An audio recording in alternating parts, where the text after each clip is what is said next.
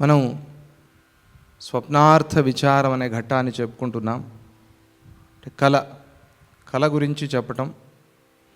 ఈ కళ మనకి సత్యం తెలిపేందుకు ఎలా ఉపయోగపడుతుంది అని చెప్పుకోవటం.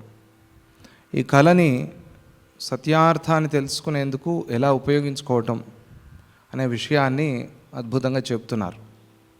అంటే మన వద్ద ఉన్నవే మనం వాడుకోం, మనకు వచ్చిన దాన్ని మనం పారేసి నాకేమీ రాలేదు అంటాం. ఇది అజ్ఞానం. ఇటువంటి వాళ్ళు ప్రపంచంలో చాలామంది ఉన్నారు, మనం చూస్తూ ఉంటాం. వచ్చిన అవకాశాన్ని వాడుకోకుండా నాకేమీ రాలేదు. అరే, ముందు చేతికి ఇచ్చిన గాజు గ్లాస్ సరిగ్గా పట్టుకుంటే దాంట్లో పాలు పోస్తారు, పెరుగు పోస్తారు. తర్వాత నువ్వు అది పగలగొట్టేసి నాకేమీ ఇవ్వలేదు అంటే ముందు ఆ పాత్రని కాపాడుకో, ఆ పాత్రత్వాన్ని కాపాడుకో, వచ్చిన దాన్ని కాపాడుకో. తర్వాత ఇంకేది రావాలో అది వస్తుంది. అందుకనే చేతిలో ఉన్న దాన్ని కాలుతో తన్ని పోకూడదు. పోతే ఏమవుతుంది? ఆ వచ్చేది కూడా పోతుంది. ముందు ఇంకొకటి చూసుకుని దీన్ని వదిలే విధానం ఒకటి ఉంటుంది. మనకి బాధ్యత ఇచ్చారనుకోండి, ఆ బాధ్యతని మళ్ళీ తిరిగి అప్పచెప్పే ఒక విధానం ఉంటుంది. ఇప్పుడు ఒక ఆలయం ఇచ్చారనుకోండి, ఆలయం చూసుకొని అయినా నీ బాధ్యత అని ఆలయం తాళం చెవుతులు వాడి చేతిలో పెట్టారు. వాడికి ఏవో సమస్యలు వచ్చాయి. సమస్యలు వచ్చినప్పుడు ఏం చేయాలి? ఇది కూడా దేవుడు అనే భావన ఉండాలి. తాళం చెవి మీద కూడా నాకు అక్కర్లేదు తీసుకోండి పడేసి వెళ్ళిపోతే ఏం తప్పు చేశాం మనం అక్కడ అంటే దేవతనే కాలుతో తన్నిన పాపం చేశాం మనం. దేవుడు అంటే ఆ విగ్రహం మాత్రమేనా? కాదు కదా. ఆ దేవాలయము, ఆ దేవాలయానికి కట్టిన గోడలు, దానికి ఉన్న తలుపు, దానికి వేసిన తాళము, దాని తాళం చెవి, ఇవన్నీ కూడా భగవంతుడే. ఆ భావన ఉండాలి. ఎందుకంటే ఈ తీయందే భగవంతుడి దర్శనమే కాదు కదా నీకు. దాన్ని ఎప్పుడైతే విసిరేసి వెళ్ళిపోయావో అలా ఒక మహానుభావుడు చేశాడు. ఇస్తే స్వామిజీ వారికి చాలా మనస్సు నొప్పయింది. వాడికి ఆ పాపం రాకూడదు అని మళ్ళీ పిలిపించి ఈ తప్పు చేయదు, చాలా కోపం కూడా వచ్చింది. అంటే ఇట్లా చేస్తావు అంటే బాధ్యతని తిరిగి అప్పచెప్పటం. నీ వల్ల కాకపోతే అక్కడ ఉంచి నా వల్ల కావట్లేదని చెప్పి వెళ్ళి విసిరేసి వెళ్ళటం, కాలుతో తన్ని వెళ్ళటం. అన్ని రోజులు భోజనం పెట్టింది కదా నీకు, అన్ని రోజులు అదే కదా నేను కాపాడింది. అలాగే ఏ ఉద్యోగాన్నైనా సరే కాలుతో తన్నకూడదు మనం. ఇంకొకటి వచ్చింది అంటే దాన్ని విడిచిపెట్టి వెళ్ళే విధానం ఒకటి ఉంటుంది, ఒక పద్ధతి ఒకటి ఉంటుంది. అన్నీ చెడే జరిగి ఉండవు, ఏదో కొంచెం మంచి అయినా జరిగి ఉంటుంది ప్రపంచంలో. అదే ఆలోచన చేయాలి మనం. అది మనస్సులో ఉంటే ఓహో ఏం మంచి జరిగింది అని తెలుస్తుంది మనకి. ఎక్కడ ఏ ప్రాంతంలో అయినా సరే కేవలం చెడే జరిగి ఉంది అని మనం అనలేం. ఎవరో కొందరి విషయంలో అలా జరిగిందేమో. కానీ సీతామాత అశోకవనంలో ఉండి నన్ను వీడు ఎత్తుకొచ్చి సంవత్సర కాలం నాకు రామ వియోగాన్ని కలిగించాడు, చాలా బాధగా ఉంది. అక్కడ ఏమీ మంచి జరగలేదు ఆమెకి. కానీ ఒక మాట అంటుంది, నకశ్చిన్ ఆపరాధ్యతి, వీడిని కూడా నేను క్షమిస్తాను. తప్పు చేయని వాడు ఎవడున్నాడు ప్రపంచంలో? కానీ వీడి వల్ల నాకు ఒకటి మంచి జరిగింది. నాకు రాముడి మీద ఎంత ప్రేమ ఉందో తెలిసింది. నేను నిరంతరంగా రామనామస్మరణ చేయగలనా లేదా తెలిసింది. నేను నిద్రాహారాలు లేకుండా రాముడినే స్మరిస్తూ ఉండగలనా లేదా వీడి వల్లే నాకు తెలిసింది. ఇప్పటివరకు అసలు ఈ అవసరమే రాలేదు. వీడి వల్ల ఓహో నేను ఉండగలను, పర్వాలేదు, నా భక్తి కూడా బాగానే ఉంది అని నేను అనుకుంటున్నాను. రాముడు కూడా ఇదే మాట అంటాడు అని కొన్ని కథల్లో చెప్తారు. రామాయణంలో లేదనుకోండి ఈ మాట. అలా ఏ మంచి జరగకపోయినా కూడా మంచిని చూశారు మహాత్ములు. ఇది మనం చేయాలి. అలాగే స్వప్నం, ఈ స్వప్నాన్ని చూసి ఈ ప్రపంచాన్ని ఎలా అర్థం చేసుకోవాలి, ప్రపంచం యొక్క సత్యాసత్యాలను ఎట్లా అర్థం చేసుకోవాలి. ప్రపంచానికి సత్యత్వం అంటే ఏమిటి? ప్రపంచంలో ఆ పరమాత్మని చూడటం, భగవంతుడిని చూడటం, సద్గురువుని చూడటం, అది సత్యత్వం. ప్రపంచాన్ని అందరిలాగా నువ్వు చూస్తే ఏమిటి గొప్పతనం? నీకు స్తంభమే కనిపించింది, నీకు చెట్టే కనిపించింది, వాళ్ళకి చెట్టే, వాళ్ళకి స్తంభమే కనిపించింది. ఏంటి తేడా? అంటే ప్రహ్లాదుడికి హిరణ్యకశిపుడికి ఉన్న తేడా. ప్రహ్లాదుడికి స్తంభంలో శ్రీహరి కనిపించాడు, హిరణ్యకశిపుడికి స్తంభమే కనిపించింది.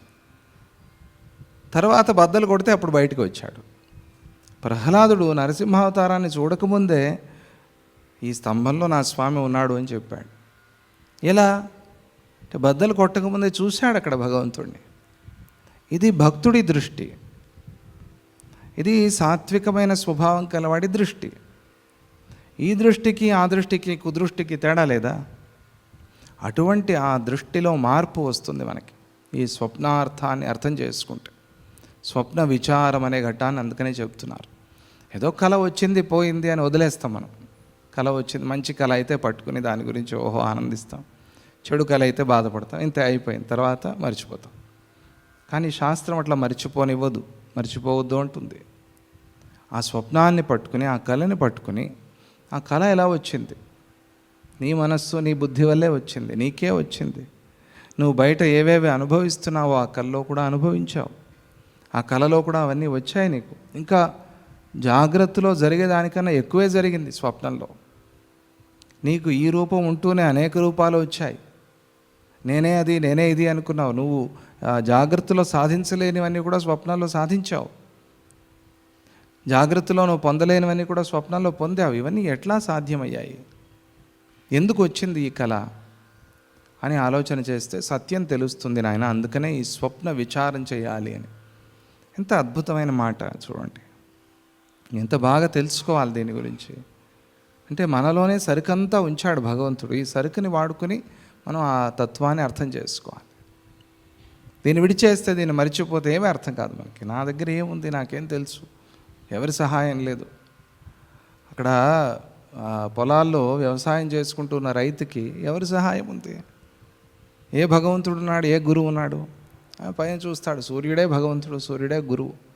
ఆ నీరు నేల అదే వాడికి గురువు, అంతే. అక్కడే పాఠాలు నేర్చుకుంటాడు. ఎవరున్నారు? అడవిలో వ్యవసాయం చేసిన వాళ్ళు ఉన్నారు. మన లింగణయ్య తాతగారు ఉన్నారనుకోండి, ఆయన అడవికి వెళ్ళారు. ఎవరున్నారు ఆయనకి? ఆయనకి అక్కడ ఉండే ఆ ప్రపంచమే ఆయనకి అక్కడ కనిపించేవే పాఠాలు. అలా మనం నేర్చుకునే గుణం ఉంటే మనకి ఎక్కడైనా పాఠాలు వస్తాయి, ఎక్కడైనా పాఠాలు కనిపిస్తాయి. ఆ గుణం మనలో ఉండాలి, పెంచుకోవాలి. ఎందుకంటే అరే అపురూపంగా దొరికింది ఈ జన్మ, దీన్ని మనం వేస్ట్ చేసుకోకూడదు, దీనివల్ల పరమ ప్రయోజనాన్ని పొందాలి అనే ఒక మనస్సు ఉంటే చాలు. భగవంతుడు సద్గురువు సహకరిస్తాడు. మనం ఒక భ్రమలో ఉంటాం, ఇది ఈ దేహమే శాశ్వతము, నేను కనీసం 1000 సంవత్సరాలు ఉంటాను అనే భావనలో ఉంటారు అందరూ. కనీసం 1000 years ఉండలేకపోతాను నేను. ఉండవు అబ్బో, 80-90 సంవత్సరాలు ఉండటమే గగనం అయిపోతుంది. అది విడిచిపెట్టాలి మనం. ఆధ్యాత్మిక దృష్టి పెంచుకోవాలి, కొద్దిగా అయినా కూడా అభ్యాసం చేసుకోవాలి. ఎందుకంటే మనమే, అది వెళ్ళిపోతుంది వెనక్కి, జారిపోతుంది. ఇసుక పాత్ర ఇట్లా తిప్పి పెట్టారనుకోండి, పైన ఉన్న ఇసుకంతా కిందకు వచ్చేస్తూ ఉంటుంది, కింద పెరిగిపోతూ ఉంటుంది, పైన తరిగిపోతూ ఉంటుంది. ఇంతే కదా ఆయుస్సు. తరిగి తరిగి తరిగి పైన ఏమీ లేకుండా కింద అయిపోతుంది అంత. అలా ఇసుక పాత్రలాగా కిందకి జారిపోతూ ఉన్న దాన్ని గుర్తించలేకపోతే ఏమవుతుంది? జన్మ వ్యర్థం అయిపోతుంది. ఎవరి జన్మ మనదే, ఎవరిదో కాదు. ఎవరి జన్మ మనం ఏమి అద్దెకి తీసుకుని, లోన్ తీసుకుని అనుభవించటం లేదు కదా, మనదే జన్మ. ఈ దృష్టి, దీన్ని ఆధ్యాత్మిక దృష్టి అంటారు. అందరిలో ఉండాలి ఇది, ఎవరిలో? అందరిలోనూ ఉండాలి. లేదు లేదు, మేము భక్తి మార్గంలో వారికి కూడా ఉండాలి ఇది. భక్తి అంటేనే ఇది, లేకపోతే భక్తి ఎలా వస్తుంది మనకి? ఈ దృష్టి లేకపోతే భక్తి కూడా రాదు. పరిపూర్ణ భక్తి ఎట్లా వస్తుంది? ఈ దృష్టి ఉంటేనే వస్తుంది. ఓహో, ఆయన సర్వాత్మకుడు, ఆయన సర్వేశ్వరుడు, ఆయన మీద భక్తి ఉండాలి. ఎట్లా వచ్చింది? నేను సర్వాత్మ సర్వేశ్వరుడు అవ్వాలంటే ఆయన పట్టుకోవాలి అనే జ్ఞానం వస్తుంది కదా, అదే భక్తి. అలా స్వప్న విచారం చేసి మనకి ఈ విషయాన్ని తెలుపుతున్నారు. ఆ స్వప్న విచారం చేసేప్పుడు ఎన్నో విషయాలు చెప్పారు. శ్రీరాముడికి ఒక గొప్ప ప్రశ్న కలిగింది అని నిన్న మనం చెప్పుకున్నాం. ఆ ప్రశ్న ఏమిటి అంటే, ఆతివాహికతామేతి ఆధిభౌతిక ఏవ కిం ఉదాన్య ఇతి మే బ్రూహి ఏనో హియ ఇవ భోః ప్రభో.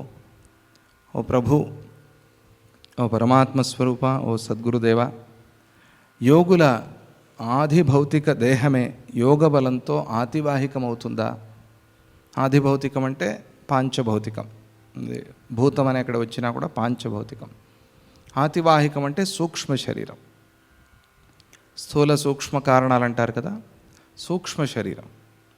ఈ పాంచభౌతిక శరీరమే సూక్ష్మ శరీరం అవుతుందా, లేదా అది వేరేగా ఏదైనా వస్తుందా అని ప్రశ్న. ఇదే అలా అవటమా, లేకపోతే అది వేరేదా? మనమే అలా పుడుతున్నామా, లేదా మళ్ళీ మనం వేరే ఏదైనా అయి పుడుతున్నామా అన్నట్టుగా ఉంది ఈ ప్రశ్న. మనమే పుడుతున్నాము అంటే అర్థం ఏమిటి? అట్లా పరంపరలో ప్రవాహంలో మనమే ఉన్నాం కదా అర్థం. కానీ శ్రీరాముడు ఈ మాట ఎందుకు అడిగాడు అంటే, ఆ మాత్రం తెలీదా శ్రీరాముడికి అంటే, ఎంతో శాస్త్రార్థాన్ని మనస్సులో ఉంచుకుని చాలా గహనమైన విషయం, గహనమైన మాటని శ్రీరాముడు అడుగుతున్నాడు. ఏమిటది అంటే, ఈ సంశయాన్ని మీరు తీర్చకపోతే నేను ఈ సంశయ ప్రవాహంలో పడి కొట్టుకుపోతున్నట్టుగా ఉంది. నాకు సంశయాలు ఉంటే ప్రవాహంలో ఉన్నట్టుగా, ప్రవాహంలో ఏది దొరకదు, భయంకరమైన ప్రవాహం. ఎప్పుడైనా చూసారా వరదలు? హరిద్వార్ అటువైపు వెళ్ళినప్పుడు, కృష్ణా గోదావరి దగ్గర వచ్చినప్పుడు మొత్తం అంతా అలా నది బయటికి దాటి, దాని చెలియలి కట్టలు దాటి, తీరాలు దాటి బయటికి వచ్చి ప్రవహిస్తూ ఉంటుంది. న్యూస్లో చూస్తామే భయంకరమైన ప్రవాహం.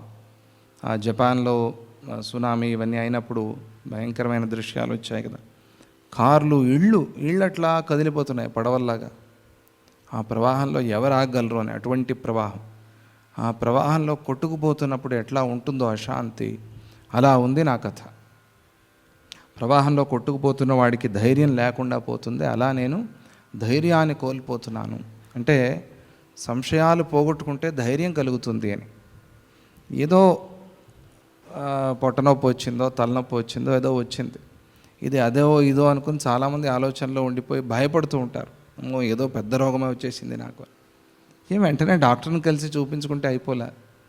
డాక్టర్ ఏమంటాడు, రాత్రి ఏదో బజ్జీలు తిన్నావునైనా, అందుకనే నీకు పొట్టనొప్పి వచ్చింది, ఏం బాధపడద్దు, ఏదో ఒక డైజెషన్కి ఏదో మాత్ర ఇస్తారు, అయిపోయింది.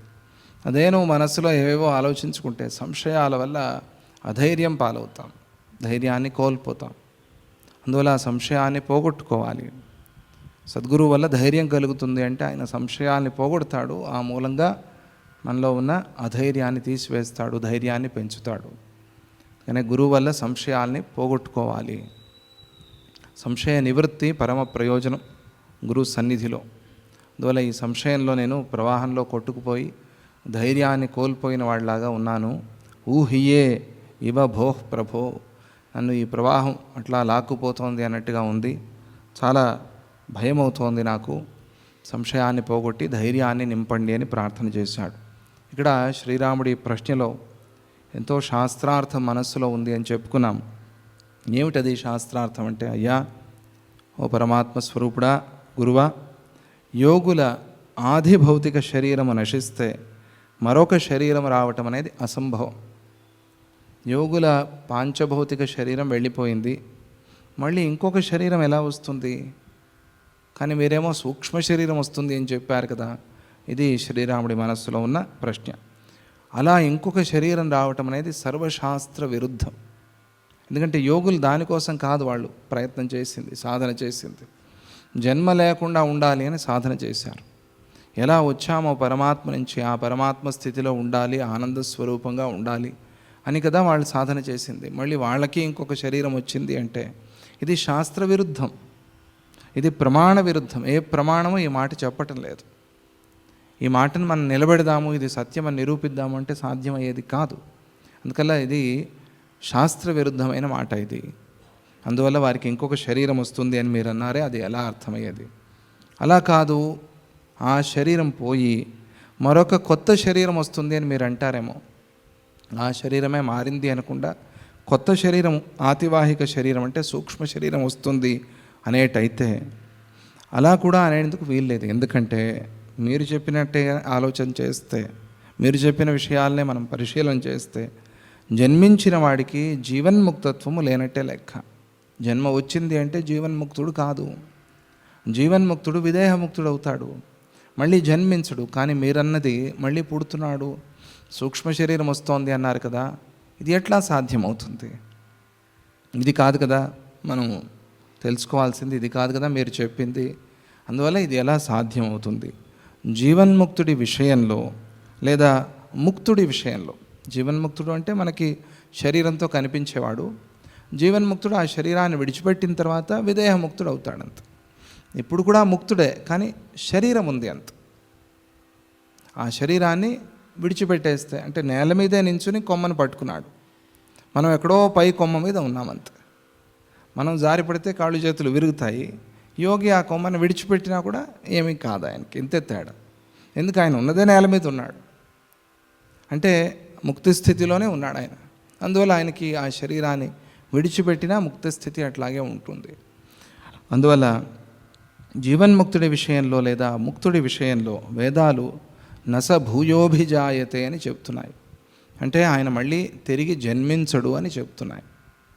ఇది మనం చాలాసార్లు చెప్పుకున్నాం యోగుల విషయంలో ఇది స్థితి అని. ఈ విషయాన్ని వినాలి మనం, యోగుల స్థితి ఎలా ఉంటుంది అని.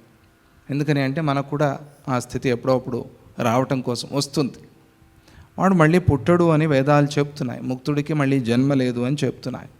మళ్ళీ పుడతాడు లేదా కొత్త శరీరాన్ని తీసుకుంటాడు అంటే జ్ఞానానికి ముక్తియే ఫలము అని వేదాలు చెప్తున్న మాట అది ఇక్కడ పొసగదు, అది సరిపోతుంది. జ్ఞానం వల్ల ముక్తి రాలేదు అన్నట్టుగా అయిపోయింది కదా. మరి జ్ఞానానికి ప్రయోజనం ఏమిటి? ముక్తియే ప్రయోజనం జ్ఞానానికి, ఆనందమే ప్రయోజనం. మరి జ్ఞానం వల్ల ఆనందమే రాలేదు, దుఃఖమే మిగిలింది అంటే ఏమిటి? ఎందుకు చేయాలి ఈ జ్ఞానాన్ని? ఎందుకు జ్ఞాన సాధన చేయాలి అని అనిపిస్తుంది కదా. అదే శ్రీరాముడి ప్రశ్న. ఈ సంశయం నుండి నన్ను బయటపడేయండి. ఎంత అద్భుతమైన ప్రశ్న, ఎంత మనస్సులో ఉంచుకొని అడిగాడు ఆయన. ఇది శాస్త్ర విచారం అంటే ఇట్లాగే ఉంటుంది. ఒక చిన్న మాటలో ఎంతో రహస్యార్థం ఉంటుంది. అలా శ్రీరాముడు ప్రశ్న వేశాడు. అప్పుడు వశిష్ఠుల వారు దానికి సమాధానం చెప్తారు. బహుశో యుక్తమేతత్తే న గృహాసి కిముత్తమ. ఎంత పెద్దవాడైనా శిష్యుడు గురువుకి చిన్నవాళ్ళ ఆయన కనిపిస్తాడు. అందుకనే కొంచెం చురక తగిలిస్తూ వశిష్ఠుల వారు శ్రీరాముడిని ఉత్తమరామ అన్నారు. అంటే నువ్వు ఏదో చాలా గొప్ప స్టూడెంట్ అని ఫస్ట్ బెంచ్లో కూర్చోబెట్టాము, నువ్వేమో అడిగిన ప్రశ్నలే అడుగుతున్నావు, ఏమిటయ్యా ఇలా చేస్తావు? ఈ మాట ఎన్నోసార్లు నీకు చెప్పాను, మళ్ళీ మళ్ళీ ఆ ప్రశ్న అడుగుతావే అంటే కొంచెం చికాగ్గా ఉంది ఆయనకి, కొంచెం బేజారైంది. ఏమిటిది శ్రీరాముడు అర్థం చేసుకుంటాడు అనుకుంటే ఎవరి మీద చాలా హోప్స్ పెట్టుకుని ఉంటారో వాడికే 10 మార్కులు వచ్చాయనుకోండి, ఏమైపోతారు కాలేజు లెక్చరర్స్ అంతా? అయ్యో వీడేదో 100కి 100 తీస్తాడనుకుంటే వీడికే 10 మార్కులు వచ్చాయి, మిగతా వాళ్ళు అసలు రాశారో లేదో అని కూడా అనుకుంటారు. అలా ఉత్తమ రామ, ఉత్తమ విద్యార్థి, ఉత్తమ మధ్యమ అధమ 3 రకాలుగా ఉంటారు ఎక్కడైనా, దేంట్లో అయినా కూడా. ఉత్తమ విద్యార్థి అంటే చెప్పింది చెప్పంగానే వెంటనే అర్థం చేసుకోవటం, దాన్ని జ్ఞాపకం పెట్టుకోవటం, తరువాత దాన్ని బాగా మననం చేసి ఇంకా కొత్త విషయాలు తెలుసుకోవటం. ఇది ఉత్తమ లక్షణం. ఉత్తమ శిష్యుడు, స్టూడెంట్ చాలా స్టూడియస్గా ఉన్నాడు అంటే అర్థం ఇది. గంటలు గంటలు పుస్తకం మీద కూర్చుంటున్నాడు అని కాదు. అంటే చెప్పింది బాగా శ్రద్ధగా విని అర్థం చేసుకుని గుర్తుపెట్టుకోవటం, ఇది ఉత్తమ విద్యార్థి లక్షణం. అధముడు ఉత్తముడు అవ్వచ్చు, మధ్యముడు ఉత్తముడు అవ్వచ్చు, సాధ్యం ఉంది. కానీ ఉత్తముడు పడకూడదు మధ్యమానికి అధమానికి. ఉత్తముడు ఇంకా ఉత్తమోత్తముడు అవ్వాలి. అయ్యా రామ, ఎన్నోసార్లు చెప్పాను దీన్ని, అయినా నువ్వు అడుగుతున్నావు ఈ ప్రశ్న. బహుశోయుక్తమేతత్తే, ఈ విషయాన్ని ఎన్నిసార్లు ఎన్ని రకాలుగా చెప్పాం. నగరన్హాసికి ఉత్తమ, ఎందుకయ్యా నువ్వు నా మాట పట్టుకోవటం లేదు, అర్థం చేసుకోవటం లేదు, తెలుసుకోవటం లేదు, మళ్ళీ మళ్ళీ అదే అడుగుతున్నావు ఎందుకు? ఆతివాహిక ఏవాస్తి నాస్త్యేవేహాధి భౌతిక. అసలు ప్రపంచంలో ఉన్నది ఆతివాహిక సూక్ష్మ శరీరం ఒక్కటే, ఆది భౌతిక శరీరం అనేది లేనే లేదు అనేసారు. ఓహో, ఇదేమిటండి, మనమంతా చూస్తున్నది ఇది ప్రాపంచికంలో ఈ పాంచభౌతిక శరీరమే కదా మనం చూస్తున్నాము. ఈయనేమో అసలు ఆది భౌతికం అనేది లేనే లేదంటున్నారు, ఏమిటిది అంటే దాన్నే అర్థం చేసుకోవాలి. ఈ విషయాన్ని మనకు అర్థం చేయించాలి కాబట్టి రాముడు అడిగాడు. తన కోసం తాను అడిగినా కూడా అవతారం కాబట్టి ఆయన వల్ల మనకి అర్థమవుతోంది. అయ్యా ఇదే విషయాన్ని ఎన్నోసార్లు చెప్పాను, ఉన్నది సూక్ష్మమే. అవ్యక్తం నుంచి వ్యక్తం వచ్చింది, వ్యక్తం మళ్ళీ అవ్యక్తం అవుతుంది. కనిపించని స్థితిలో కదా మనం ఉన్నాం. ఉన్నట్టా లేనట్ట? ఉన్నట్టుండి ఏమో పుడతారా? ఉన్నట్టుండి ఏమైనా ఆకాశం నుంచి ఊడిపడ్డారా? లేదు కదా. పుట్టారు అంటే ఎక్కడి నుంచి వచ్చారు? వాళ్ళకి ఉంది కదా శరీరం ఉన్నది, అదే సూక్ష్మ శరీరం, అది కనిపించని శరీరం. మళ్ళీ అలాగే కనిపించని స్థితికే వెళ్తున్నామని ఈ మాట ఎన్నిసార్లు చెప్పాము, అయినా నువ్వు అర్థం చేసుకోవటం లేదే. మళ్ళీ కనిపించని శరీరానికి వెళ్తున్నారు అంటే ఏం కొత్త శరీరమా తీసుకున్నారు వాళ్ళు? లేదు. ఇలాగే యోగులు కూడా శరీరము లేని స్థితిలో ఉన్నారు, అంటే ఆత్మస్థితిలో ఉన్నారు వాళ్ళు అనే విషయాన్ని అర్థం చేసుకోవాలి. ఆదిభౌతిక శరీరం అనేది యోగులకు మాత్రమే కాదు, ఎవరికీ లేదు. పాంచభౌతిక శరీరం అనేది ఎవరికీ లేదు, ఉన్నదంతా సూక్ష్మ శరీరమే. దీన్ని భావన చేయాలి మనం ధ్యానంలో ఉన్నప్పుడు. ఇప్పుడు సూక్ష్మ స్థితికి వెళ్తాం. సిద్ధులు ఇష్టపడతారు కదా, సిద్ధులు కావాలి, అణిమ మహిమ గరిమ లఘిమ ప్రాప్తి. ఈ సిద్ధులు ఎలా వస్తాయంటే దీని మీద భావన చేస్తే వస్తాయి. అది అంత సులభమైన విషయం కాదు ఈ భావన రావటం అనేది. సూక్ష్మ శరీరానికి ప్రయాణం చేయాలి మనం. ఈ పాంచభౌతిక శరీరం నుంచి సూక్ష్మ శరీరానికి ప్రయాణం చేయాలి. ఎలాగైతే మనం స్పేస్ సెంటర్కి వెళ్ళామనుకోండి, వెళ్తే అక్కడ ఈ గ్రావిటీని తగ్గించి మనం తేలిపోయేలాగా చేస్తారు. అప్పుడు మన శరీరం బరువు తగ్గిపోతుంది. అక్కడికి మనం వెళ్ళినప్పుడు 5 కిలోలో 10 కిలోలో శరీరం బరువు తగ్గిపోతుంది. మనం ఇక్కడ ఎన్ని కిలోలు ఉన్నామో అదే మనం ఆ స్పేస్ దాటియో లేకపోతే ఆ చంద్రమండలం దగ్గరకు పోయినప్పుడు శరీరంలో బరువు తగ్గిపోతుంది. ఉన్నది మనమే. ఎలా బరువు తగ్గింది? విచిత్రం. అక్కడ చూస్తే అదే కనిపిస్తుంది మనకి. 20 కిలోలో 30 కిలోలో కనిపిస్తే అబ్బా భూలోకంలో కూడా ఇలా ఉంటే ఎంత బాగుంటుంది. తేలిపోతున్నాం మనం. ఇది ఈ అనుభవం ఉంది మనకి. ఈ అనుభవాలు కలుగుతున్నాయి. అలాగే యోగులకి ఆ ఆది భౌతిక శరీరము కాక ఆతివాహిక శరీరం ఉన్నది అనే భావన ఉంది వాళ్ళకి. అది మనకి లేదు, అంతే తేడా. మనం కూడా సాధన చేసి దాన్ని పొందితే ఆ సిద్ధులో ఏవో అవి మనకి వస్తాయి. అది చెప్పడం అక్కడ. ఆ సూక్ష్మ శరీర భావన మన మనస్సులో రావాలి. వస్తే ఎన్నో రోగాలు దాంట్లో పరిహారం అవుతాయి. మనం అట్లా కూర్చుంటే ఒక అరగంట సేపు శరీరం తేలిక అయిపోతుంది. కొన్నిసార్లు చాలా బరువు అయిపోతుంది. మన శరీరాన్ని మనమే మోయలేని స్థితికి వెళ్తాం. అందుకు కారణాలు వేరే. తేలిక అయిపోతుంది అంటే తేలికయ్యాయి అంటే అక్కడ రోగాలు దుఃఖాలు అవన్నీ ఉపశమం పొందాయి, శాంతించాయి అని అర్థం. అందువల్ల ప్రతిరోజు ఒక 10 నిమిషాలైనా ధ్యానం చేయాలి, యోగం చేయాలి. యోగాసనాలు వేసి శరీరాన్ని దృఢంగా పెట్టుకుని ఆ దృఢమైన శరీరంలో మనస్సుని లయం చేయాలి. అప్పుడు దానివల్ల మనకి ఆ రోగాలు తగ్గటము, ఆ అనుభవం, ఆ సిద్ధి కలుగుతుంది. అదే ఇక్కడ ఆది భౌతిక శరీరం అనేది లేదు. దాని గురించి చింత చేయొద్దు. ఆది భౌతికం పోయి ఆతివాహికం రావటం అనేది పరిణామం, మార్పు కానే కాదు. నువ్వు అడిగావు మార్పు చెందుతోందే, పరిణామం చెందితే ముక్తి లేదు. మారింది అంటే ముక్తి లేదు. మారేది కాదు. అది అవికారి. ఆత్మ అనేది మారేది కాదు. అందువల్ల ప్రపంచం మార్పు అంటే అది ఒప్పుకోరు. భ్రమ. అది కనిపించేది ఏమిటి అంటే అది భ్రమ అంటారు. ఎందుకు? నిజంగా మారింది అంటే మారితే అది ఆత్మ కాదు. ఆత్మ కానిది ఏమిటి ప్రపంచంలో? ఏదీ లేదు. అందువల్ల వికారం అనేది సత్యం కాదు. వికారం అనేది నీ బుద్ధి కల్పితం. వికారాన్ని బుద్ధి కల్పించింది. అందువల్ల ఆ వికారం దృఢమైపోయింది. ఇది ఇలా అయితే ఇది అవుతుంది అని మన మనస్సులో ఎన్నో జన్మల నుంచి, సృష్టి ఆది నుంచి అట్లా దృఢమైపోయింది ఒక అజ్ఞానం. దానివల్ల అట్లా ప్రపంచాన్ని చూస్తాం. ఇది ఆధ్యాత్మిక దృష్టి, సత్యం, సత్య దృష్టి ఇది. అందువల్ల అది పరిణామం కాదు. స్థూల శరీరం పోయి సూక్ష్మ శరీరం రావటం అనేది అది పరిణామం, మార్పు కాదు. అలాగే ఉన్నాడు కానీ సూక్ష్మంగా అయిపోయాడు. అలా ఒక ఎన్నో 5 సంవత్సరాలు 10 సంవత్సరాలు ధ్యానం చేస్తే సూక్ష్మత్వం వచ్చింది వాడికి. శరీరం అలాగే కనిపిస్తోంది కానీ సూక్ష్మ శరీర స్థితిలో ఆయన ఉన్నాడు. ఇక్కడ ఏం మారింది? ఏమీ మారలేదు, దృష్టి మారింది అంత. అందువల్ల దీన్ని పరిణామం అనేందుకు వీల్లేదు. ఇది పరిణామం కాదు.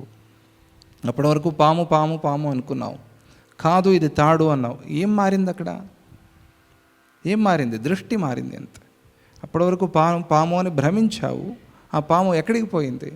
నీలోనే కలిసిపోయింది, నీలోనే లయం అయిపోయింది. ఎక్కడికి పోలేదు. అది వస్తే కదా పోవటానికి.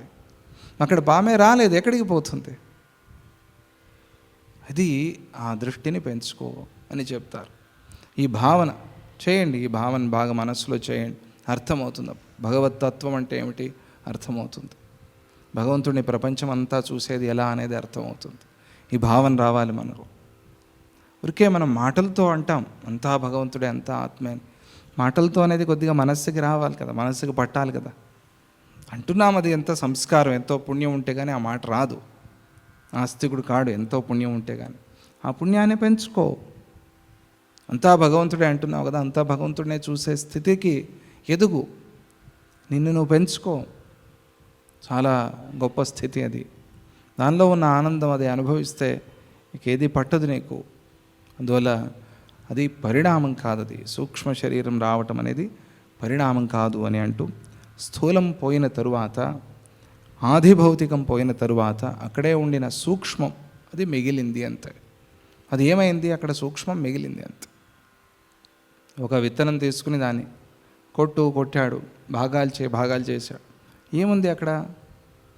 అక్కడ ఉన్న వృక్షం అక్కడే ఉంది, ఆ విత్తులోనే వృక్షం ఉంది కదా. అది ఎక్కడ ఉంది చూపించు అంటే, సూక్ష్మంగా ఉండింది, అది సూక్ష్మం అయింది అంతే. ఇప్పుడు ఆ సూక్ష్మ స్థితిలో ఉన్నది మళ్ళీ సూక్ష్మమైంది. విత్తనంలో వృక్షం ఉంది, విత్తనంలో బుద్ధి ఉంది, విత్తనం అనుకుంది నేను వృక్షాన్ని అని, వృక్షమైంది. ఆ విత్తులో ఆ భావన లేకపోతే వృక్షం అవుతుందా? అది ఎక్కడ ఉంది వృక్షం, ఎక్కడ ఉంది చెట్టు? ఆ విత్తనానికి ఆ భావన లేకుండా అసలు వృక్షం అనేది రాదు అన్నారు. ఎంత గొప్ప శాస్త్రం! విత్తనంలో నేను వృక్షం అనే భావన ఉంది కాబట్టి వృక్షం వచ్చింది. ఈ విషయం చెప్పుకున్నాం మనం. చెట్టుకి ప్రాణం కాదు, విత్తుకి ప్రాణం. అక్కడికి వెళ్ళారు వాళ్ళు. అది అంతర్దృష్టి, అది జ్ఞాన దృష్టి. అది ఆ ఆదిభౌతికం పాంచభౌతికం పోయి సూక్ష్మం రావటం అనేది పరిణామం కాదు. ఏది ఉందో అది అక్కడ ఉంది అంతే. ఇది పరిణామం ఎలా అవుతుంది నువ్వే చెప్పు శ్రీరామ. నువ్వు అడిగావు కదా, పరిణామం అయితే ముక్తి కాదని. ఇది పరిణామం ఎట్లా అవుతుంది? కాదు, మార్పు కానే కాదు. ఇది మార్పులాగా కనిపిస్తుంది, నువ్వు మార్పు అంటున్నావు. త్రివృత్కరణ విధానం అని చెప్పుకున్నాం మనం. ఎన్నోసార్లు 5-6 సార్లు సుమారుగా చెప్పుకుని ఉంటాం మనం. ఇక్కడే ఈ ఉత్పత్తి ప్రకరణంలోనే చెప్పుకున్నాం. త్రివృత్కరణం అంటే ఒక పదార్థాన్ని తీసుకుని భాగాలు చేయటం. దాన్ని భాగాలంటే మనలాగా ముక్కలు చేయటం కాదు, సైంటిఫిక్గా. ఒక పదార్థం తయారైంది అంటే పరమాణువులు, అణువులు ఇవన్నీ కలిసి కదా తయారైంది. దాన్ని అలా ముక్కలు చేయటం, ఆ పార్టికల్స్ అలా, ఆ మ్యాటర్ అట్లా విడిపోవటం. అట్లా విడిపోతే ఏం మిగిలింది అక్కడ? 3 విధానాలుగా ప్రతి వస్తువుని విడగొట్టు. దానిలో ఉన్న తేజస్సు, దానిలో ఉన్న నీరు, దానిలో ఉన్న అన్నం అంటే ఘన భాగం. ఈ 3గా విడగొట్టామనుకో, ఏం మిగిలింది వస్తువులో? వస్తువే పోయిందంతే. మళ్ళీ దాన్ని తీసుకో, ఆ విడగొట్టిన దాన్ని, ఏదో ఒక తేజోభాగాన్ని తీసుకో, దాన్ని 3గా విడగొట్టు, అది తేజోభాగంలో ఉన్న తేజస్సు అది పోయింది. ఇలా త్రివృత్కరణం చేస్తూ 3గా భాగాలు చేస్తూ పోతే ఏది మిగిలింది? సూక్ష్మం. ఈ విధానాన్ని చెప్పారు కదా అక్కడ. ఆ త్రివృత్కరణ విధానంతో స్థూలమని భ్రమించిన దానిలో సూక్ష్మం కనిపిస్తుంది. అది చేయాలి మనం. ఆ ల్యాబ్లో కూర్చుని ఆ పని చేస్తే అప్పుడు మనం ఏది అనుకున్నామో దాన్ని భాగం చేసి అప్పుడు చూస్తే ఓహో మిగిలింది ఏదీ లేదు, కానీ ఏదో మిగిలింది. ఆ మిగిలింది పరమాత్మ అని తెలుస్తుంది. 3 రూపాణి ఇత్యేవ సత్యం అంటే అర్థమయ్యేందుకోసం ఒకటే పదార్థం అనుకున్న దాంట్లో విడిపోతే ఓహో ఈ పదార్థం అనేది లేదు. ఆ పదార్థంలో పాలే తీసుకోండి, పాలలో ఆ విభాగం చేయండి. ఇక్కడ కాదు, ల్యాబ్లో చేయండి. పాలు అనేవే మిగలవంతే. పాలలో ఇవన్నీ కలిసాయి కాబట్టి పాలైందంతే. విచిత్రం. అలా ఆ 3 రూపాణి ఇత్యేవ సత్యం అని ఎందుకన్నారంటే అది కొంచెం సైంటిఫిక్గా మనకు అర్థం చేయించేందుకోసం. అలా వేదం చెప్తున్న ఆ మాట అని అప్పుడు అది చేసిన తర్వాత తెలిసినట్టుగా స్థూలం పోయిన తర్వాత సూక్ష్మమే మిగిలింది. త్రివృత్కరణ విధానంతో మిగిలినట్టుగా మిగిలింది. త్రివృత్కరణం అంటే ఇప్పుడు కొద్దిగా అర్థమైంది కదా మీకు. దాన్ని బట్టి ఆలోచన చేయండి. ఓహో ఇది పదార్థ స్థితి స్వరూపం అంటే ఇది. పదార్థాన్ని విభాగం చేస్తే పదార్థం లేదు, వీటి కలయికే పదార్థం. వీటిని కలిపింది ఏది? ఇవి కలిసిన తర్వాత ఇలా కనిపించింది ఏది? అలా చూసింది ఏది అని ఆలోచన చేస్తే అప్పుడు ఆ ఆత్మదృష్టి, ఆత్మతత్వం అనేది మన మనస్సులో నిలుస్తుంది. అందువల్ల నువ్వు చెప్పిన దోషానికి తావే లేదు అని ఆ పూర్వం చెప్పిన సమాధానాన్నే గుర్తు చేసి ఇప్పుడు సమాధానం చెప్పారు. కొత్తగా చెప్పలేదేమి. అయ్యా నీకు ఇదివరకే చెప్పాను కదా, ఆతివాహిక ఏవాస్తి నాస్త్యేవ ఇహ ఆదిభౌతిక. పూర్వ సమాధానమే గుర్తు చేసి చెప్పారు ఇక్కడ. అంటే అక్కడ నీకు చెప్పాల్సిందంతా చెప్పేశాను, మళ్ళీ నువ్వు మర్చిపోయావో లేదా అర్థం చేసుకోలేదో మళ్ళీ అడుగుతున్నావు అని ఆ పూర్వ సమాధానాన్ని ఇక్కడ సమాధానంగా చెప్పారు. తస్యైవాభ్యాసతోప్యేతి సాధిభౌతికతామతి యదా శామ్యతి సైవాస్య తదా పూర్వా ప్రవర్తతే. ఈ శరీర భ్రాంతి అభ్యాసం వల్ల విపరీతమైన అభ్యాసం వల్ల, అంటే వాసనాబలం, ఎన్ని జన్మల నుంచి అనుకుంటూ వచ్చాం మనం. ఈ శరీరం నేను, ఈ శరీరం నేను, ఈ శరీరం నేను అనుకుంటూ ఎన్ని జన్మల నుంచి జరుగుతుందో ఈ వ్యవహారం. అది అట్లా రూఢి అయిపోయింది బాగా. ఈ శరీరమే నేను అనే స్థితికి వచ్చేసాం మనం. ఈ శరీరం కాకుండా వేరే ఏమి కాదు నేను అనే స్థితికి వచ్చేసాం. కానీ ఒకటే ఆలోచన, ఈ అప్పటి వరకు పెరిగిన గోళ్ళు, అప్పటి వరకు పెరిగిన జుట్టు, ఇదంతా మనం తీసేసాం. నెయిల్ కట్టర్ పెట్టి నెయిల్ కట్స్ చేసేసాం, అయిపోయాయి, పడిపోయాయి. వాటిని మనం చూస్తున్నాం. అప్పటి వరకు అది నేనే అనుకున్నాను. ఇప్పుడేమో అది వేరేగా ఉంది. అది ఏమిటి? అది నేను కాదా? అయితే నాలో ఒక భాగం వెళ్ళిపోయిందా? నేను అక్కడ ఉన్నానా, లేదా నేను ఇక్కడే ఉన్నానా? అది చిన్న భాగం కాబట్టి నేను లేకుండా ఉన్నానా? కొంతమంది ఘోరమైన ప్రమాదాలు జరిగినప్పుడు కొన్ని భాగాలే పోతూ ఉంటాయి. కొంతమందికి అయితే పూర్తిగా కింది భాగం అంతా పోతుంది, అలాగే పై భాగమే మిగిలి ఉంది. అట్లా ఉన్నవాళ్ళు కూడా ఉన్నారు. వాళ్ళు చాలా గొప్ప ఫైటర్స్, వాళ్ళు సాధించాలి, అలాగే సాధించిన వాళ్ళు ఉన్నారు. ఆ భాగం వెళ్ళిపోయింది. అప్పటి వరకు అయ్యో చిన్న దెబ్బ తగిలితేనే ఓహో ఆహా అన్నాం, కానీ అది అయినా కూడా అట్లాగే జీవిస్తున్నారు, బతుకుతున్నారు. ఇది విచిత్రం. ఇది అయితే ఏమిటి? నేను దేహంలో ఈ భాగమే వెళ్ళిపోయిన తర్వాత నేను దాన్ని ఏమి పట్టించుకోకుండా మళ్ళీ జీవితాన్ని ముందుకు సాగిస్తున్నాను. అయితే నేను ఏమిటి? అదే నేనైతే దాని వెంట పడిపోవాలి, లేదే అది మర్చిపోతూ ఉన్నానే. చాలా విచిత్రం. కొంతమంది కిడ్నీలే తీసేస్తున్నారు కదా. ఆపరేషన్ అంటే ఒకదాంతోనే బతుకుతారండి, పర్వాలేదు, తీసేస్తారు. అప్పటి వరకు అదే నేను అనుకున్నాను. విచిత్రం ఇది. ఈ దృష్టితో, సైన్స్తో చూసినా కూడా మనకి ఆధ్యాత్మికం బాగా అర్థమవుతుంది. రావాలి, ఈ దృష్టి మన మనస్సులో రావాలి. ఇది అక్కడ చెప్పేది. ఈ శరీర భ్రాంతి అధ్యాసం వల్ల, వాసనా బలంతోనే కలుగుతోంది. ఆ అధ్యాసం, ఆ విపరీతమైన రూఢి, ఆ అభ్యాసం తొలగినప్పుడు ఆధిభౌతిక బుద్ధి పోయి ఆతివాహిక బుద్ధి పుడుతుంది. శరీరం నేను అనుకుంటూ ఉంటే అలాగే ఏడుస్తూ ఉండాల్సి వస్తుంది. కాదు, సూక్ష్మం, దీనికన్నా దాటిపోతే మనస్సు నేను కాదు, ప్రాణం నేను కాదు, ఆత్మ నేను. ఆ స్థితికి వెళ్తాం మనం. ఆ స్థితికి వెళ్తే, ఆ సూక్ష్మ స్థితికి వెళ్తే అప్పుడు ఆతివాహిక సూక్ష్మ శరీరం వస్తుంది. యోగులు గోడలు కూడా దాటిపోతారు, తలుపులు వేసిన లోపలికి వచ్చేయగలరు వాళ్ళు. ఇటువంటి చరిత్రలు, కథలు ఎన్నో చూసాం కదా. ఎలా వచ్చారు అంటే ఈ సిద్ధి వల్ల సాధ్యమైంది అని చెప్తారు. అలా చెప్పే ఒక ఘట్టం అది సాధ్యం అవుతుందా అంటే సాధ్యం అవుతుంది అని చెప్తున్నారు. నేను మీకు చెప్పానే, అరే ఈ కాలంలో కెమెరా, సీసీటీవీ చూసేది కూడా యోగులు చూడలేరా? సీసీటీవీలు పెట్టి మనం ఎక్కడో కూర్చొని చూస్తున్నాం కదా. మరి యోగులు అంత సాధన చేసి చేయలేరా ఈ పని? అది మనం తెలుసుకోవాల్సింది. అంటే సైన్స్ కూడా ఒక రకంగా మనకి ఆధ్యాత్మికాన్ని అర్థం చేసుకోవడానికి ఉపయోగపడుతుంది అని. తదా గురుత్వం కాఠిన్యమితి యశ్చ ముధాగ్రహ శామ్యేత్ స్వప్ననరస్యేవ బోద్ధుర్బోధాన్ నిరామయాత్.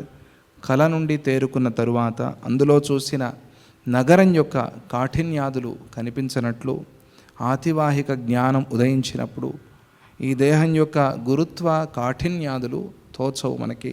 ఇవన్నీ కూడా లయమైపోతాయి. ఆ కలలో ఉన్నంత వరకు మనం ఏదో నిజంగా అడవిలోనే ఉన్నాము, ఆ జింక కనిపించింది, దాని వెంట పోతున్నాము, లేదా మనమే జింకలాగా మారిపోయాము, ఇవన్నీ నిజమే అని అనిపిస్తాయి. మనమే కొండెక్కాము, ఆ కొండ నుంచి మనమే దూకాము, సముద్రానికి వెళ్ళాము, ఆ సముద్రంలో మనమే పడ్డాము, ఆ పడవలో మనమే ప్రయాణం చేస్తున్నాం. ఇవన్నీ అనుభవాలు ఉన్నాయి కళలో. లేచిన తర్వాత ఏదైనా ఒకటైనా ఉందా? ఒక చిన్న అనుభవమైనా లేదు. అలాగే అవన్నీ మనలో కలిసిపోయినట్టుగా ఈ జ్ఞానంతో, ఆ జ్ఞాన దృష్టితో ఆదిభౌతికం, పాంచభౌతికం మనలో కలిసిపోయి సూక్ష్మం అనేదే మిగులుతుంది. ఆ కాఠిన్యం అంటే శరీరం అంతా, ఇది అంతా కూడా ఆ దానిలో, ఆ సూక్ష్మంలో కలిసిపోతుంది. ఇప్పుడు వచ్చింది ఏది, పోయింది ఏది. అందువల్ల నువ్వు మార్పు అన్నావే సూక్ష్మ శరీరాన్ని, అలా అనుకోరాదు అని చెప్పటం అభిప్రాయం. లఘుతూల సమాపత్తి తత సముపజాయతే స్వప్నే స్వప్న పరిజ్ఞానాత్ ఇవ దేహస్య యోగిన. కలలో ఇది కళ అనే జ్ఞానం కలిగినప్పుడు, స్వప్న భ్రాంతి తొలగిపోయినట్టుగా, సూక్ష్మ శరీర బోధ ఉదయించినప్పుడు, సూక్ష్మ శరీరము మానసిక శరీరము అనే జ్ఞానం కలిగినప్పుడు పాంచభౌతిక శరీర బుద్ధి అది బాధించబడుతుంది, అంటే అది లేకుండా పోతుంది. ఇటువంటి ఆతివాహిక జ్ఞానం పొందిన యోగుల శరీరము దూదిలాగా, దూది చిన్న గాలికి ఎట్లాగైతే ఎగురుకుంటూ పోతుందో, దూది కన్నా సూక్ష్మమైంది ఉంటుంది, దూదిలాగానే ఉంటుంది. ఒక పువ్వు అది, అది ఎట్లా ఎగిరిపోతూ ఉంటే దాన్ని పట్టుకుంటారు, పిల్లలు పట్టుకుని ఊతారు, అదేదో ఊతే మంచిది అవుతుంది అని. అది అట్లా ఎగురుకుంటూ పోతూ ఉంటుంది చిన్న గాలికి, మన గాలి ఉన్నట్టుగా కూడా తెలియదు. అలా ఆ దూది పింఛంలాగా, దూదిలాగా తేలికగా లాఘవం అవుతుంది. దీన్నే లఘిమా సిద్ధి అంటారు. ఈ లఘుత్వం వచ్చింది, శరీరానికి లఘుత్వం వచ్చింది. ఆ ప్రహ్లాదుడికి భక్తితో ఆ యోగం వచ్చింది కాబట్టి కొండల నుంచి తోసేసినా కూడా ఆయనకేమీ కాలేదు. లఘిమా సిద్ధి అంటే అట్లా తేలికగా, ఒక చీమ పడటానికి ఒక ఏనుగు పైనుంచి పడటానికి తేడా లేదా అంటే, ఏనుగు తోస్తే ఏనుగు ఎంత త్వరగా పడుతుంది, అదే చీమ అక్కడి నుంచి పడితే చీమ ఎంత సమయం తీసుకుని పడుతుంది. నిదానంగా వచ్చి అది ల్యాండ్ అవుతుంది. చీమకి దెబ్బలు తగలవు, ఏనుగైతే ధబా అని ఒకసారిగా పడుతుంది, కాళ్ళు చేతులు విరుచుకుంటుంది. అది ఏ లఘిమ, లఘుత్వం ఉంది. ఒక ఆకు ఇట్లా పడింది అనుకోండి, ఇట్లా అనుకుంటూ వచ్చి నిదానంగా దిగుతుంది, ఫ్లైట్ దిగినట్టు. అదే ఒక కొమ్మ వేశారనుకోండి పైనుంచి, ఎట్లా పడుతుంది అది? లఘుత్వం, లఘిమ. పదార్థమే, రెండు పదార్థాలే, కానీ తేడా ఉందా లేదా? అలాగే ఒక పర్ణంలాగా, అంత దూదిలాగా, ఆకు కూడా కాదు, దూదిలాగా. దూది ఎంత తేలిగ్గా ఉంటుందో అంత తేలికగా వాళ్ళ శరీరం అయిపోతుంది. అది సూక్ష్మ బుద్ధిని భావన చేయటం వల్ల. సూక్ష్మము నేను అని భావన చేయాలి. స్థూలము అనుకునేది ఎవరు భావన చేయాల్సిన పని లేదు, అందరికీ ఉన్నదే అది. ఆ జ్ఞానానికి ప్రత్యేకమైన సాధన ఏమీ అవసరం లేదు. ఎప్పుడు వెళ్ళి భోజనం చేస్తామా అనిపిస్తూ ఉంటుంది, అది దానికి ఏం అవసరం లేదు. సూక్ష్మానికే కావాలి, ఆ సూక్ష్మ సాధన అనేది అవసరం మనకి, అది చేయాలి. స్వప్నే స్వప్న పరిజ్ఞానాత్ యథా దేహో లఘుర్భవేత్ తథా బోధాదయం దేహ స్థూలవత్ ప్లుతిమాన్ భవేత్. స్వప్న సమయంలో నేను స్వప్నాన్ని చూస్తున్నాను అనే జ్ఞానం కలిగినప్పుడు శరీరము తేలికైపోతుంది. ఇది కొంతమందికి అనుభవంలో ఉంటుంది. ఆ స్వప్నాన్ని నేను చూస్తున్నాను, స్వప్నం నాకు కనిపిస్తోంది అంటే శరీరమే తేలికైపోతుంది. ఈ శరీరం తేలికయ్యేందుకోసం స్వప్నం వస్తుంది అని డాక్టర్స్ చెప్తారు. స్వప్నం నుంచి మెల్లగా మనం నిద్రలోకి జారుకుంటామని. అలా తేలికైతే కానీ మనకి నొప్పులు అవి ఇవి ఉంటాయి శరీరంలో, అవన్నీ మర్చిపోతే కానీ నిద్ర రాదు. ఇది చాలా గొప్ప సైన్స్, ఇది నిద్రాశాస్త్రం ఇది. అలా ఆ స్వప్నాన్ని నేను చూస్తున్నాను అని అనుకుని ఆ మెల్లగా సూక్ష్మత్వానికి వచ్చి ఆ సూక్ష్మమైన శరీరం తేలిగ్గా హాయిగా నిద్రపోతుంది, అక్కడ నిద్రపడుతుంది. అప్పుడు బరువు అనిపించదు ఆ శరీరం. అలాగే జ్ఞానోదయం అయినప్పుడు స్థూల దేహంతో ఆకాశంలోకి ఎగిరే శక్తి వస్తుంది అని చెప్పారు. నారద మహర్షి అట్లా ఆకాశంలో ఎగురుకుంటూ పోయారు అని చూపిస్తారు మనకి సీరియల్లో, సినిమాల్లో, కథల్లో కూడా అట్లాగే చెప్తారు. ఆకాశంలో సంచారం చేస్తూ వచ్చాడు ఆయన అని. ఈ స్థితి, ఈ శక్తి ఎలా వచ్చింది అంటే ఆయనకి ఈ యోగ సాధనతో వచ్చింది. ఈ యోగ సాధన వల్ల ఆ శక్తి వస్తుంది అనే మనకి యోగ వాసిష్టం చెప్తోంది. స్థూలవత్ ప్లుతిమాన్ భవేత్. ప్లుతి అంటే అట్లా ఆకాశంలో ఎగురుకుంటూ పోవటం. ఆ శక్తి వాడికి, ఒక పక్షి ఎగిరినట్టుగా ఎగిరే శక్తి వాడికి వస్తుంది. పక్షికైనా శక్తి కూడగట్టుకుని ఎగరాలి, లేకపోతే ఊరికే ఎగరలేదు అది, దానిలో కూడా శక్తి ఉంటేనే. కానీ అది కూడా ఈ యోగికి అవసరం లేదు. అంతే, అది మనస్సంకల్పం, అంతే. మనస్సంకల్పంతో ఎగిరిపోయే ఆ శరీరం, అటువంటి స్థితి వస్తుంది. అనేక దిన సంకల్ప దేహే పరిణతాత్మనాం అస్మిన్ దేహే శవే దగ్ధే తత్రైవా స్థితిమీయుషాం లఘుదేహానుభవనం అవశ్యం భావివై తథా ప్రబోధాతిశయాదేతి జీవతామపి యోగినాం. చాలా కాలం పాంచభౌతిక దేహంలో ఉండేవారి పూర్వ శరీరం దగ్ధమైనా లేదా అది కళేబరంగా మారినా కూడా లఘుదేహం, సూక్ష్మదేహం వారికి లభిస్తుంది. మనం శరీరాన్ని విడిచిన తర్వాత దానికి సంస్కారాలు చేస్తే ఆ శరీరం ఏమైంది అంటే సూక్ష్మత్వాన్ని పొందింది. అది సూక్ష్మ శరీరం అయింది కాబట్టి అది ప్రయాణం చేసింది. ఏదో నీరు అయింది, లేదా మన్ను అయింది, లేదా ఏదో ఇంకోటేదో అయింది పాంచభౌతికాలు. అట్నుంచి సూర్యకిరణంలోకి ప్రవేశించింది, నీళ్లలోకి వచ్చింది, నీరు ఆహారమైంది, ఆహారం శరీరంలోకి ప్రవేశించింది, ఆ శరీరం నుంచి గర్భంలోకి చేరింది. ఇది జీవుడి ప్రయాణం. అలా ఆ సూక్ష్మత్వం వచ్చింది కాబట్టి ఆ జీవుడు ప్రయాణం చేస్తున్నాడు. సూక్ష్మత్వం వస్తుంది శరీరాన్ని చాలించిన తర్వాత. ఇక యోగుల సంగతి వేరేగా చెప్పాలా అని అడుగుతారు. ఈ సూక్ష్మత్వం అందరికీ తెలిసేదే, అందరికీ ఉన్నదే ఇది. మరి యోగుల విషయం వేరే చెప్పాలా? జ్ఞానాతిశయం వల్ల వారికి ఇటువంటి సూక్ష్మ శరీరం జీవదశలోనే ఉంటుంది, వాళ్ళు జీవించి ఉన్నప్పుడే ఉంటుంది. శరీరాన్ని చాలించినప్పుడు సామాన్యులకు వస్తుంది, యోగులకి శరీరం ఉన్నప్పుడే ఆ భావన ఉంటుంది, ఆ సిద్ధి వాళ్ళకి ఉంటుంది. యోగులు మూల అవిద్యను పూర్తిగా నాశనం చేసుకుని ఉంటారు. సామాన్యులు దేహమే ఆత్మ అనే భ్రమలో ఉంటారు. ఇది సామాన్యులకి యోగులకి ఉన్న తేడా. ఆ తేడా మనం తెలుసుకోవాలి. మూల అవిద్యను నాశనం చెయ్యి అని ప్రార్థన చేయాలి. మూల అవిద్య అంటే ఎలాగైతే చిన్న చిన్న అవిద్యల్ని పోగొట్టుకుని పిల్లలు ఏవేవో అనుకుంటూ ఉంటారు. మనం అనుకున్నామే జైంట్ వీల్లో ఎక్కి భూమి తిరుగుతోంది అని. అలాగే అనుకుంటున్న వాడికి నిదానంగా తెలుస్తుంది, భూమి కాదు తిరిగేది, జైంట్ వీల్ తిరుగుతోంది అని. అది ఒక చిన్న అవిద్య పోయింది అప్పుడు వాడికి. భూమి తిరగటం లేదు, జైంట్ వీల్ తిరుగుతోంది అనే జ్ఞానం కలిగింది. ఇలా ప్రతి దానిలోనూ ఒక్కొక్క అవిద్యని పోగొట్టుకుని ఒక్కొక్క జ్ఞానాన్ని పొందుతూ ఉంటాం. మనం పొందాలి. అలా పొంది అదో జీవన జ్ఞానాన్ని పొందుతాం. ఓహో, ఎట్లా జీవనం నడిపించాలి అనేది ఒక పూర్ణ జ్ఞానం వస్తుంది. అలాగే మూల అవిద్య అంటే ఏది మన జన్మకి కారణమైందో అది మూల అవిద్య. దాన్ని పోగొట్టుకునే ప్రయత్నం చేయాలి. దాన్ని పోగొట్టమని సద్గురువుని ప్రార్థన చేయాలి.